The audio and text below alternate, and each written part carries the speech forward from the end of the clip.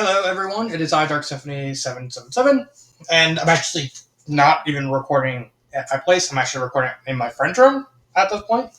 But it's the end of the year, and I wanted to do something different for the top 10 fan fictions. So before I get started, make sure to leave a like the video, subscribe to the channel, click on the bell for notifications, and I actually do want to hear your thoughts of of this video because it's actually going to be a two-part. Because like I said, I want to do something different, and I do want to hear your thoughts on this video and the second part. So what I have here is I have written every so you can see me better. I have written every single fanfiction I've done for this year, and I wrote them down, and I was going to talk about kind of most of them. So this and kind of like rank them from worst to best, and then the second half is going to be the top 10 for the most part. So I don't know. I don't know if I'm going to do this every year. I want at least want to mix things up. I don't want to do the standard. Do the top 10. Just do the top 10 and just give my reason behind it. I want to have a little fun with it. I originally wanted to have my friend, a friend of mine, join me. He's actually the person who lives in this room, but he declined. I thought, okay, I can do something like this. So we have how many fans? 53 stories across a lot of fanfictions. And I will say, after this, I'll probably go back to normal because, I wanted to try something different. So, bear with me. So, we're going to get the worst fanfictions out of the way first. Basically, anything from like the really bad ones to like the mediocre ones, and then part two is going to be the rest of it. So, let's start. So, we have the first 7 fics: Pleasant Meadows, Tango Misfortune, Super Disney Bros, Queen Pins, My Little Pirates, Captain Dragon, and Lunar Painting. So, out of these ones, let's see. Pleasant Meadows. Pleasant Meadows was a good story. So that one's going to stay. Tango Misfortune. That's the first one out. That story was a complete and utter shambles of a fanfiction. Aya Shimamaru and Hong Mei Ling were completely horribly character assassinated, and the author had no reason to do what he did like half the time in the story. It was no really defending most of the action in that story. And it really didn't help that it was a sequel of a CYOE fic, which is never really a good idea. So yeah, that's that. Super Disney Bros, that's gonna stay right now. Queen Pins. This is the Detective Amelia fic with Kiara as her assistant. No, this story is not gonna make it to the second half. I get what the author was going for with the story, but it takes more than just throwing in a bunch of references to various VTubers and hoping it sticks. The story was weak. The characters were weak. It really wasn't enjoyable outside of the references, which I guess is the point for the idea. So for that, it's fine. Next one, My Little Pirates: Luffy's Adventure in Equestria by Full Metal Pony. That's out. This was just a very thoroughly underwhelming story. I don't like it when you're promising something different and then you just adapt, like fully one-for-one adapt stuff for no reason outside of laziness. That's what happened in this story, where they just fully adapted Impel Down and Marineford. At least Marineford was like somewhat interesting because I focused on Celestio rather than Luffy, which it's something.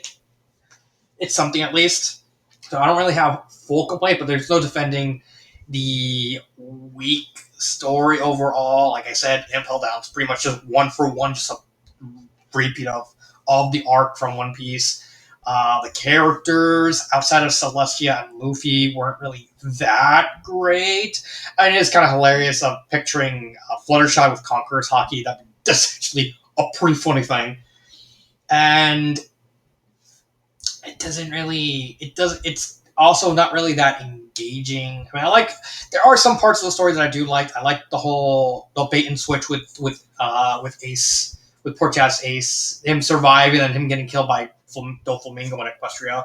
It's like, oh, you didn't think we were gonna survive, did we? No. He died.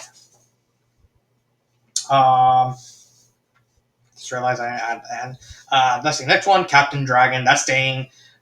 Lunar number 7, Lunar Painting by King Negus. This is the Castlevania Sailor Moon story. That's just completely horrible. It's just I'm lucky that I at least finished it, but everything about that story was just completely horrible. I don't even remember what the story was about. I just remember it being bad, involving the Sailor Scouts fighting Dracula, and it like being really awkward and stilted. And apparently, the author actually deleted the story. But yeah, so yeah, yeah. Next one, Tale of Rumia, Hero of the Shadow by Rakiria. This is an unnecessary anime-esque fanfiction. That one's out. It's very clunky. The character Rumia is kind of all over the place. She's not really that enjoyable. It borrows too much pacing and stylistic efforts from anime, particularly Dragon Ball Z and stuff like that. But it's not really enjoyable. There's barely any like. It's all style, no substance, which in a visual medium would be fine. But this is a written medium. You don't really want to see this sort of high impact, high action, non-stop fight stuff because it just does not translate well to written words. But yeah, that's it. Next one, Red Tools for the Job by Freshly Baked Spider Bread. That one's out too. That one's all right. I don't really have anything bad to say about it. The story was just kind of there. I don't hate it. I mean, the idea of Sakuya, Izai, Kogasa Tatara, and Raiko.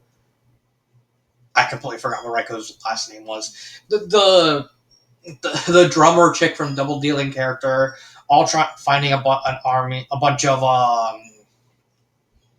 Shukiogamis, and trying to see what they want to do for them. I think it's a fine enough idea, but it's way too short. And the whole introduction of like Mayumi and the painter chick from Toho 16, not Toho 16, Toho 17 is like kind of out of nowhere. It's not really that great. Number 10, Knight of Salem by Kohar Alaran. This is no. It's unfunny. Salem's character is completely off. John's character is just there. Everything that could go wrong with this type of story did go wrong. I don't remember actually liking it, but I did read through it. So there is that. Next one, Green Thunder. No. Green Thunder is alright. I mean, it's a Mario story with Ludwig getting delusions of grandeur and taking over and trapping Junior and Bowser and using the Koopalings to try to have the Koopalings help him take over the world. I do like the idea of Roy Koopa teaming up with Mario because even he realizes, yeah, we're evil, but we're not evil. And then, of course, the whole conflict between Luigi and Mr. L are fine enough, but nothing really elevates it beyond like average. Tangled Up in Green. No, that one's gonna stay right now. Through the Eyes of Titan. That's a Better Off Alone tier story. That one doesn't count, despite the fact. Honestly, go read that story. It's a really good story. I have no complaints about that story, except for maybe the weird inconsistency with Rodan's character. But even then, that's like very, very minor, and it's very much a nitpick and the grand theme of things. You can, like I said, you can make the argument that it is consistent, but that's going to be up. That's going to be up to between. That's going to vary between readers. I don't think it's that big a deal, but that's it's fine for what it is. Antisocial behavior, that's going to stay. Uh, let's see. Next one, Black Die by Dr. Bros. That's Metroid. That's a Metroid fan fiction. This is the one that takes place after Metroid Fusion. This one involves the experimental sand and the kind of with it's hard to explain because this one has like technical aspects, but it's also doesn't because it doesn't really go into too much depth. This one's just a standard adventure. It doesn't really have anything to stand out. I don't like the twist at the end where Ridley just randomly shows up. Canonically, if you go by canonically, Ridley would be dead at this point, like dead, because he permanently died. Fantoon showing up, okay, Fantoon showing up makes sense in that story, but he's kind of wasted as like an existential dread sort of threat to Samus, and that's really it. So yeah, that one's out. Oboro Murasama, Shattered Past by Aegis Runestone. This is a Muramasa the Demon Blade fanfiction. It has the right idea. It has a neat idea of following the second Momohime ending, where she fuses with Jinkoro, and then she loses her memory and becomes Oboro. I think from an idea standpoint, this is actually not bad. The issue is it's really just a nothing story. Nothing really interesting happens with the characters, with the plot. It exists. So yeah, that one's gonna get out. Ad Astra per Aspera by Princess Jellyfish. That's another story that's gonna get out. It's a very average story. I like some of the ideas of this story following upon the events of Super Mario RPG: Legend of the Seven Stars. I like the whole twist of Peach ending up in Brooklyn and hanging out with a depressed Pauline who hasn't really let go of Mario yet. The villain wasn't bad, but it was just it had very stilted storyline. A story. The overall characters weren't really that great, and it was an okay story. I wouldn't say it was good, but I wouldn't say it was bad. Bangs for the Memory. That is no. Mm-mm. Thanks for the Memory. One of the worst fan fictions I ever had to read. Incredibly badly written. All the characters are just not there. The entire story is very misanthropic and very cliche. It's very inconsistent. It's actually visibly insulting. I'm actually lucky I actually read through the whole thing. But it's just such a monumentally horrible story. Like, this is something I wouldn't wish on the worst enemies. Entropy by Experiment 282. This was the Sonic story with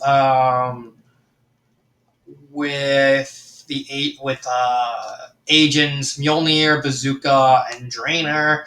I think I liked a lot of the ideas in this story. The issue was it was very inconsistent, and the inconsistencies kind of completely screwed the story in the end because they were so bad at keeping an internal consistency of the story that you couldn't really make sense of it half the time. And I didn't particularly like it. The Richest Monk in the World, we're going to keep that for right now. Professor Arc 2, Headmaster Arc by Kogoro 1. That one's another one out. The only saving grace of Headmaster Arc is Salem, but you have to get through most of the story. It doesn't really do a lot to improve upon Professor Arc in any meaningful way. It's not really that funny. There are some inconsistencies with the story. Again, the only reason you want to read the story is Salem. I still like Salem in the story. Salem is actually a really good.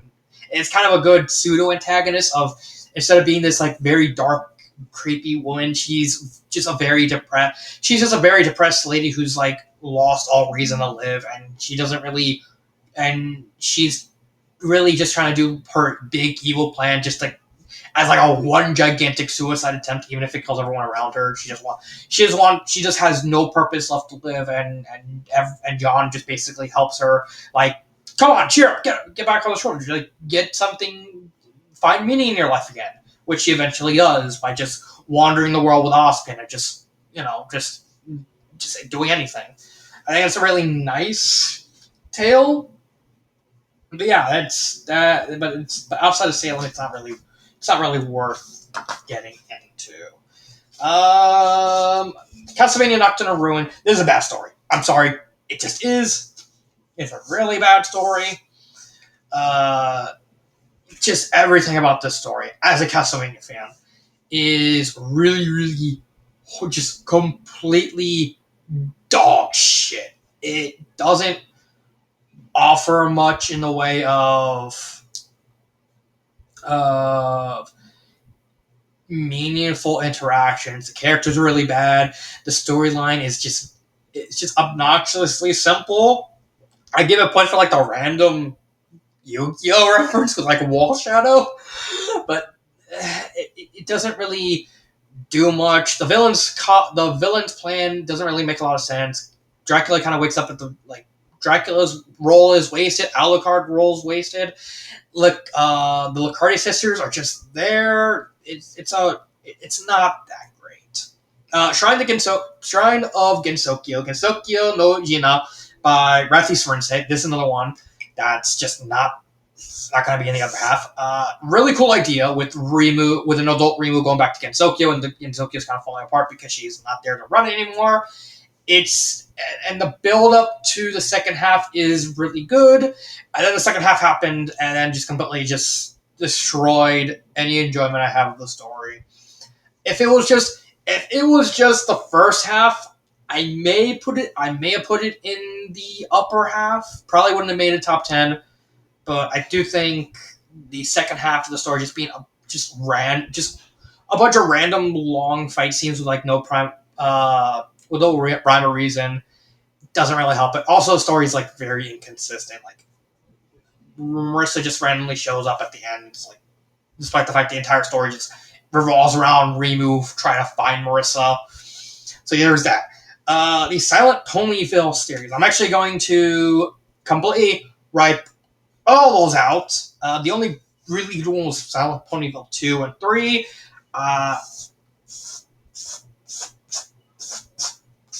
The entire series is very enjoyable.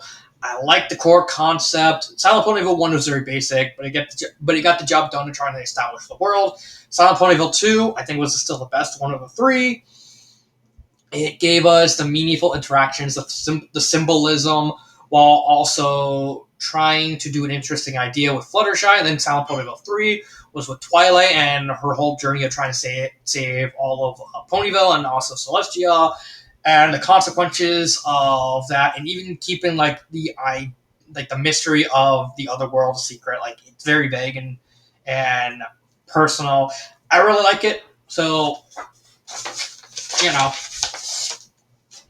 there is that. I like it, but doesn't really get up there like the very upper edges. Next one, Daily Equestria Life with Monster Girl. This was originally planned to be fanfic number 500. No, it's very long-winded. It relies too much on purple prose.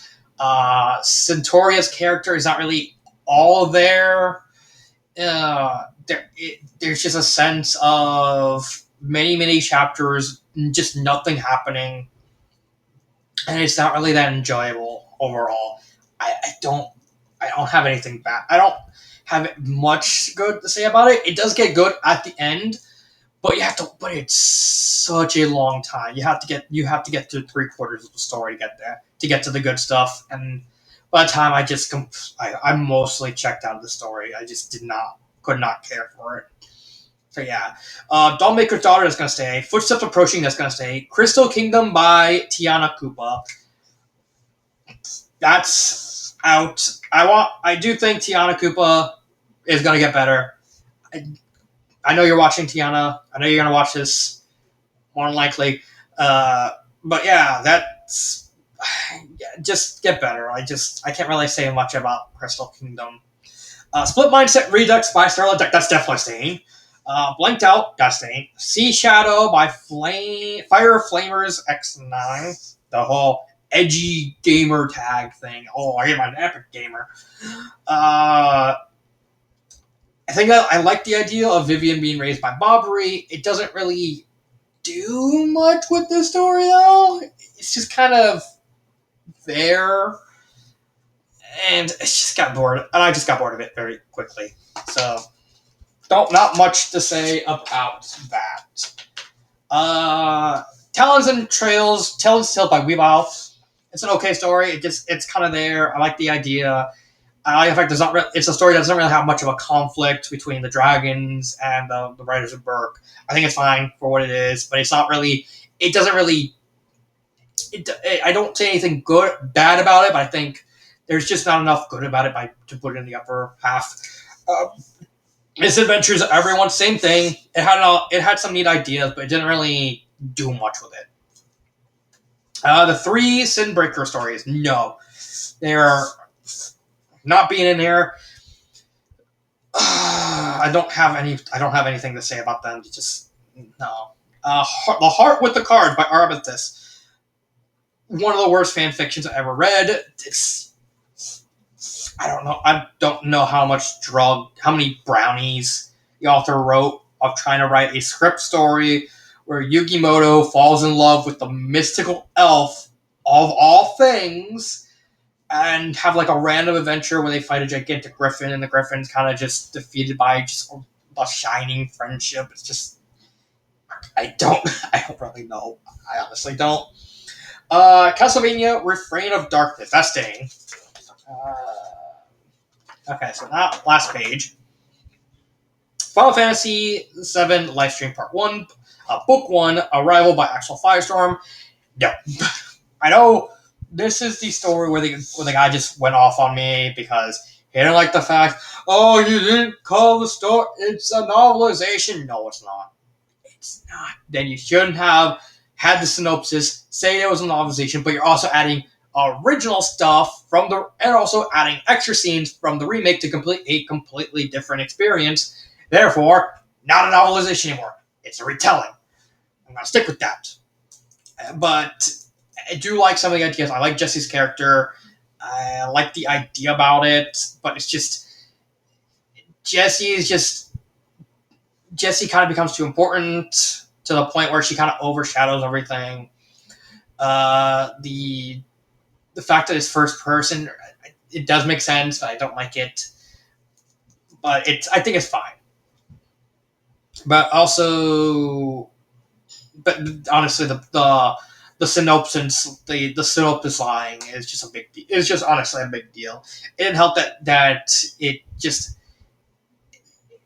felt off. Like when you're expecting a novelization, you're expecting as close you can to a 1-for-1 copy of the original game. You can't just say it's a novelization and change so much about the story and then keep calling it a novelization. It's just gonna completely it's just not gonna be a novelization at that point. Scooby-Doo the Boiler game, Courts of Paradise, that one's out. It's a fine enough story, but it's a pretty just a very simple slice of life story. I think how it deals with the Fall Lich and the relationship between the main character and Alice Margaret Troy was actually pretty decently well done, but it didn't have anything that stood out that really pushed it to like the top. Annoying Stepbrother, that's the other fanfic that's just immediately going just. I don't have anything to say about it. I'm not even gonna bother with that one. Your Sugar Plum by OG Plush. No, it's just another story that just exists. I don't really have anything to say about that story because it just exists. Teeth and Claws by Unmoving Great Library. No. That's just neat idea with Remove becoming a Gokai, but it doesn't really evolve and develop the Yukari family as much as I would want it to. Plus, there's also the whole thing with Yukari being a pimp. Honestly, I wanted to see that idea more of just Yukari just having a harem of girls. Yukari's the type of character who would probably do that. Hello Boss, Forgotten Adoption. No, it's just all over the place. I don't really have anything bad. Yeah, it's really just all over the place. Left Behind by Psychopath as well. That one's out too. This one is fine. I will leave a side note for Left Behind, as I'm going to actually put that one in an asterisk because I may actually put it back into contention for 2025 because this story is kind of a two-parter and you need to read both halves in order to get the whole experience. So this one may actually come back next year, more than likely when I read that second half of the story. But as it is, just for the first half, it feels incomplete. It's a very good example of like simple done well. I liked a lot of the humor personally. I think it was fine enough, but nothing too spectacular. Plus the ending, the way it ended, kind of just rubbed me the wrong way. Again, once I read that second half, I'm gonna reevaluate this for next year's top 10. So who knows? They may actually appear on the top 10 next year. Scale Forced by Short Skirts and Explosions, that's staying. And finally, Total Drama Infinite Bon Voyage by Mean King III, that one's staying. So that is. I just realized I'm not even at half 30 minutes. I can actually make this a single video. You know what? That's what I'm gonna do. Okay, I'm back. I actually went and grabbed my drawing board, and we're actually gonna do the top 10 now. So let's get rid of the last one on top 10 stories. Okay, so that one's staying. Because I actually did the top 10 already in the background last night. That one's staying. That one's staying. That one's staying. That one's staying. So, Richest Monk in the World, that one's out. I do like the story, but I think it's not good enough to be in the top 10. I like the idea between Joe on Origami and Byakura and Ijiri, but I don't think it was good enough to really push it. I even like the formatting of the story, actually telling the story in reverse rather than with like everything going on. I think it was a nice touch, especially like the beginning of the story actually being at the end. It gives a nice little twist to the whole formula, but I don't think it's good enough to be in the top 10. Tangled Up in Green, that one's out too. Again, it's another solid story of like Shigo becoming a good person because Draken goofs up and gets Kim accidentally puts Shigo's DNA into Kim, getting her pregnant and all that.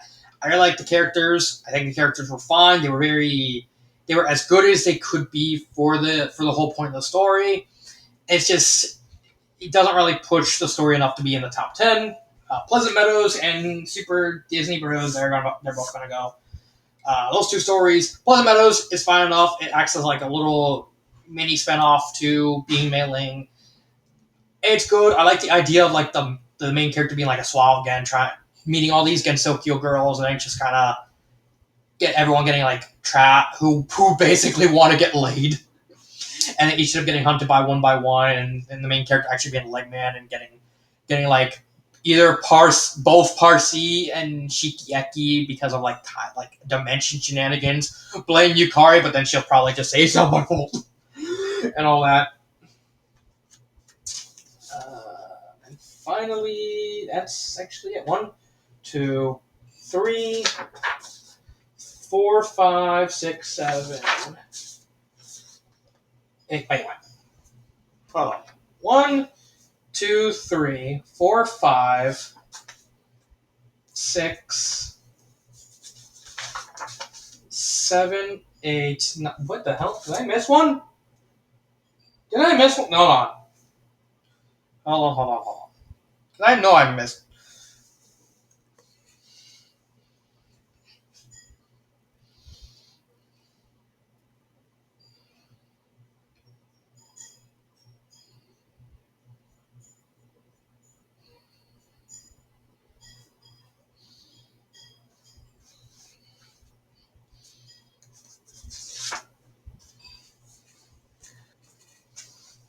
I just realized.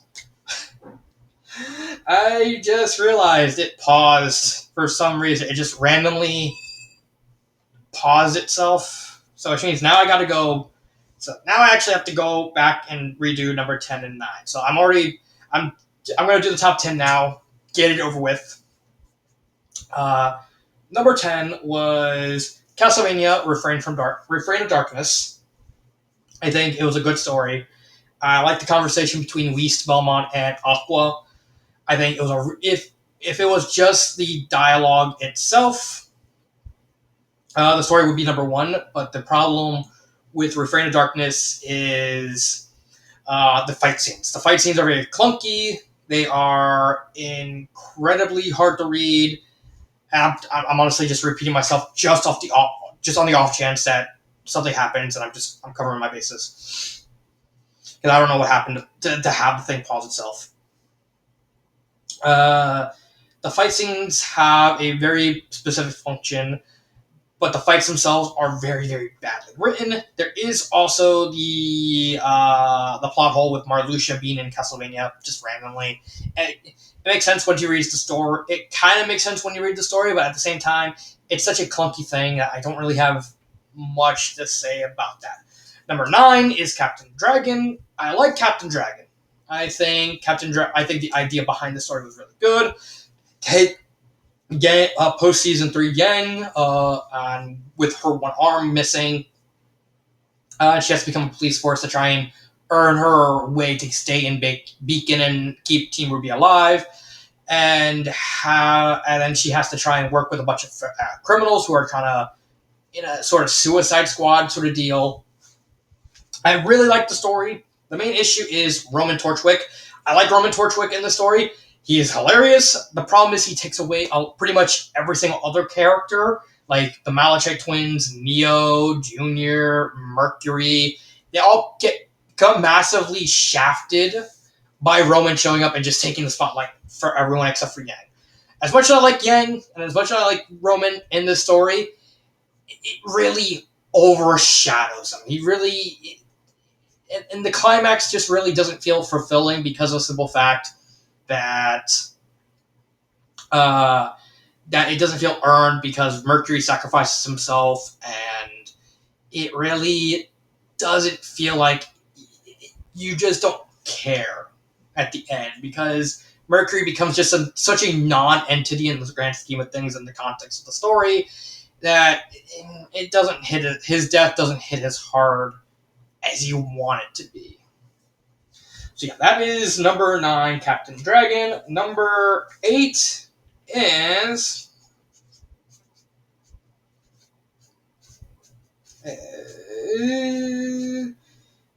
oops, I spelled that. Antisocial behavior. This is the Cinderella X-Men crossover.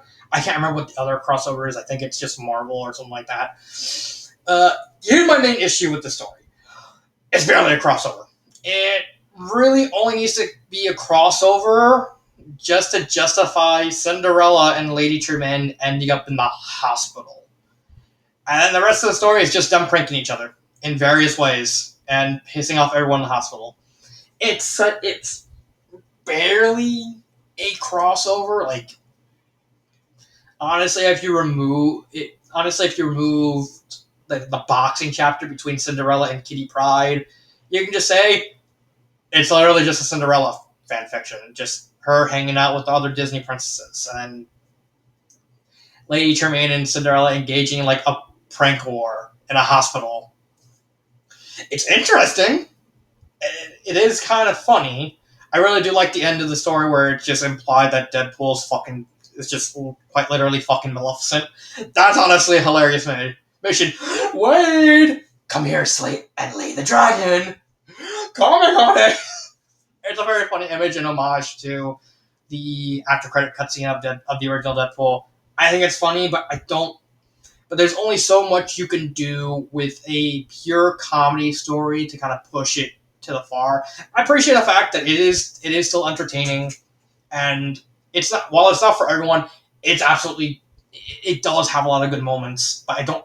But I think every single story above it is just simply better. There's nothing really wrong with that. Number 7 is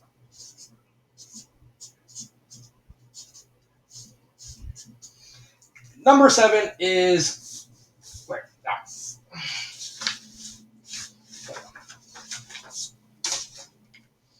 it is Blanked Out by Anticipate. This is a Neptunia fanfiction, and I really like it. I think it was an overall solid story, expanding, going into depth about Blonde. I really liked Blonde's character. I liked Ramen Rand's role.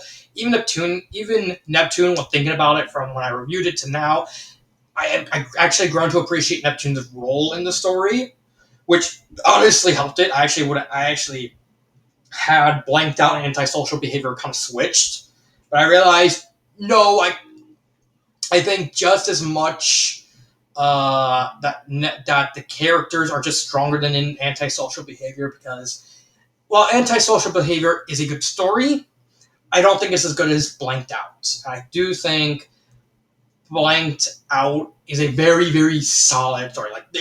Like we're coming up to the top. Like honestly, in all honesty, all 10 of these stories you can honestly make a legit argument for being number 1. That's how hard they're like. Since I do the lettering now, all 10 of these stories are all in the S tier. Just the lower end of the S tier, but still in S tier. They're all right next to each other in terms of quality. So you can legitimately make an argument for any one of these stories to be number 1. Like it's not like, oh, I think this story is good. It's like, yeah, I can honestly see Refrain of Darkness for being number 1 because of how good the dialogue between Whist and Aqua is. It's really good dialogue. You can make an argument for Blanked Out because of the similarities between Blonde and Japanese culture. It has a lot of symbolic meaning to it. I really like the story.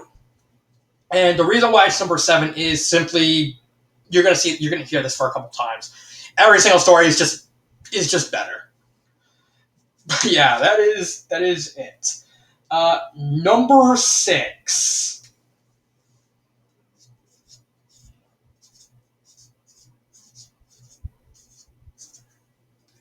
Number 6 is Bon Voyage. Sorry, Mean King. I really wanted to get this story to number 5, but when I was looking through the whole list, I couldn't get it any past 6. The top 5 is really good. I liked a lot of this story. I appreciate the fact that the author that Mean King did touch up the first bunch of chapters. I liked a lot of the characters. I still think that the entire cast is really good, minus Gonard because Gonard's just he's kind of there. I liked a lot of the dynamics between the characters. I liked a lot of the character. I liked a lot of the direction of what you were trying to do with the story. Even if it's like the standard tool drama idea, you managed to at least come up with at least a creative enough way to kind of keep it interesting throughout the entire time. The issue why I couldn't put it in number 5 was Chubbs. I'm sorry, he's really just there. I can thinking back on it, I was kind of harsh on the whole Persona thing, but again, my issue with that was more the fact that Futaba as part of the cat was still competing, and it just felt like bias. That's just my opinion. That's just what I think of it. But I think the idea of showcasing your love for Persona is fine. But Chubbs is really just why it's number 6 and not number 5. If Chubbs was like more involved in the story, he'd probably be number 5. I wouldn't be able to push it past to number any higher than that because the top 4 are really that good. But yeah, I think that is fine. So we have the last 5: Scale, Beauregard Game, Dollmaker's Daughter, Footsteps Approaching, and Split Mindset. Number 5 is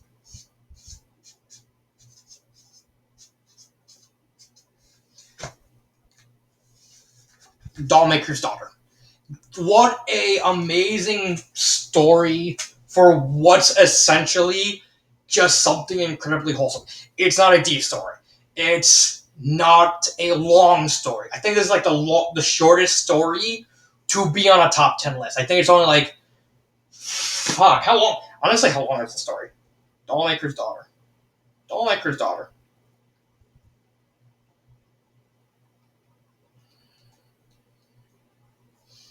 Dollmaker's Daughter. How long is this story? I know it's not. It's not long. It's 26,000 words, and the author put so much emotion and character in that very short story that it definitely deserves to be in the top 5. The whole idea of Sunshine getting a sentience and Alice and Marissa kind of becoming a family and raising Sunshine, and the whole dynamic between the three was so very well done. And this is probably the pitch perfect example of how to do such a simple idea in the best way possible. Because there is nothing more better than a really feel good story. I honestly I can't say anything more. Go read this story. I honestly want everyone to read this story. At the very least. It's only 26,000, almost 27,000. Again, it's short. I don't have anything more to say about it. Just a legitimately wholesome fan fiction that takes such a simple idea and just pushes it as hard as it can and pushes it in like a completely legitimately great direction that is a lot of fun and just very wholesome and all that. Number 4 is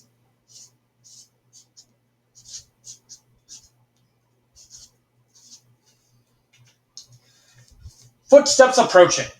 This honestly was a story that kind of took me the most off guard because I wasn't expecting someone to write a fan fiction based off the first ever survival horror game, all the way back from like 19. Where the first survival horror game?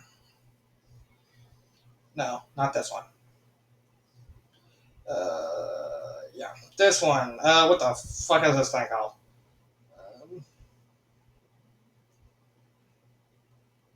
I can't remember what the name of the horror. What the hell is this name called?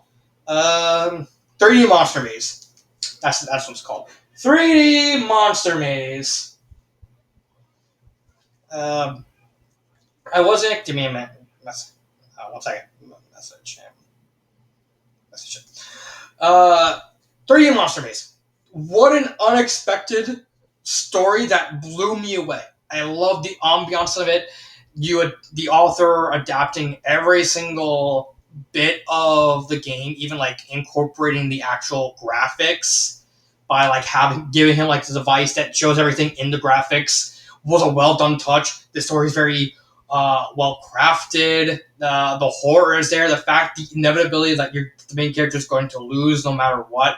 It all coalesces in a very very creepy and ambiance ridden story. Again, the top 3 were just better than this. It's another short story, but it pushes the idea of how to do something like this to its absolute limits. But we have 3 stories left: Split Mindset Redux, Scale, and Beauregard Game. And holy shit. And this was, when I got to these three, this was when I was like trying to mentally juggle because I have to split hairs for all three to kind of figure out which one goes where. But I ultimately decided number three is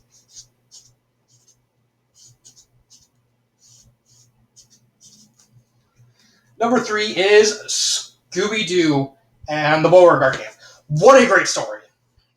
I like the idea of incorporating the Boo Brothers, the whole the sort of Boo Brothers plot into the story. The whole political discussion with like Shaggy Rogers being related to slavery. The whole theme of communication and miscommunication was really well done. All the characters were really well crafted. It gave the honest vibe of these are not like caricatures or characters. They're fully fledged, realistic people with like flaws and everything, and it hammers home the communicative theme. It's immensely well done. The whole theme behind incorporating, I got the 10 Little Engines poem was well incorporated. You could make the argument that the finale was kind of anticlimactic, but I think it kind of works now that I think about it. Going back in my memory and remembering it, kind of made me realize, yeah, it does make sense because this is a guy that wasn't really expecting Shaggy to bring his friends, so he was kind of caught off guard. So he was kind of having to kind of go by ear just by because his original plan fell apart. I think it's a really great story. It had really good characters. The plot was really well done. The realistic outcome of like everyone kind of having a tenuous relationship despite all the trouble. It shows like a really good fractured family. I think it's really well done, and I think that's. And then there were two, and oh boy. One author that's gonna be mad. Number two, the runner-up for this year.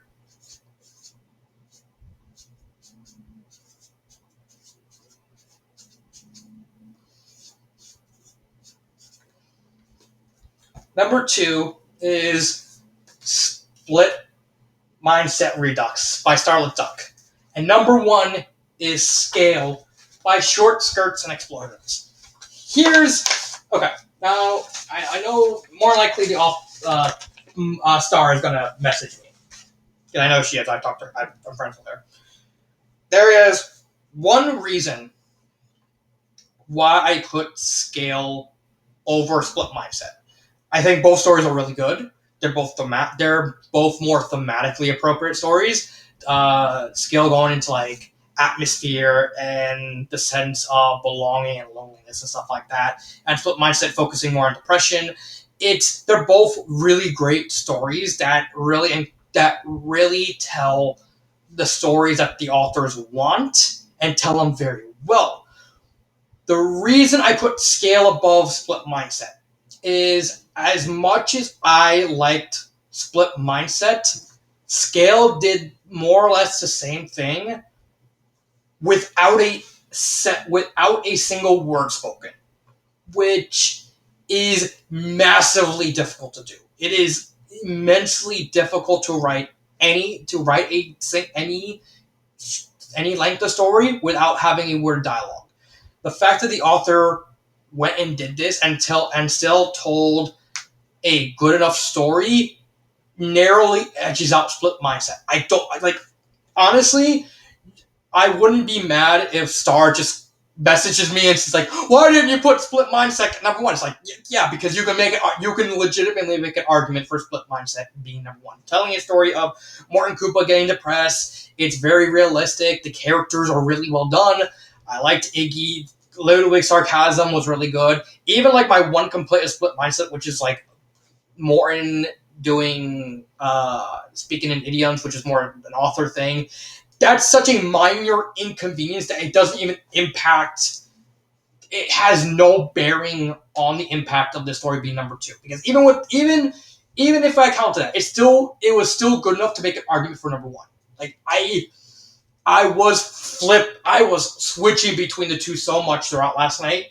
It was not even funny. It's like, okay, this one thing's good.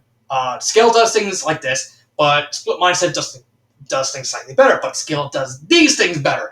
It was such a back and forth between these two stories that it took me like an hour in the middle of the night trying to figure out which one was which. And I ultimately decided to base Scale at number 1 just on the fact that the author did something that was immensely difficult and managed to succeed with it. And that is do a story without any dialogue. There's a reason why dialogue is so important in storytelling and why it's so difficult to write a full-length story of really any length with no dialogue, because it's just that difficult. But yeah, that is my top 10. Refrain of Darkness, Titan Dragon, Antisocial Behavior, Blanked Out, Bon Voyage, Stallmaker, Footsteps, Beauregard, Split Mindset, and Scale. I can't wait for next year, and I hope everyone is at least happy with the choices I picked. Honestly, if you're going to complain, because I know there's probably going to be one person complaining, read all 10 of these stories. Prove me wrong. Prove me that you read these 10 stories and you agree with the list. Or not, and just say, I picked this story, I want this story number 1 because my favorite. Like I said, all 10 of these stories have a legit argument for being number 1. So I do want to hear your thoughts on this video. I will say, do you think I should keep doing it like this, or should I do it in a different way? And to that, I say, this has been Dark Symphony 777, and I will see you next year.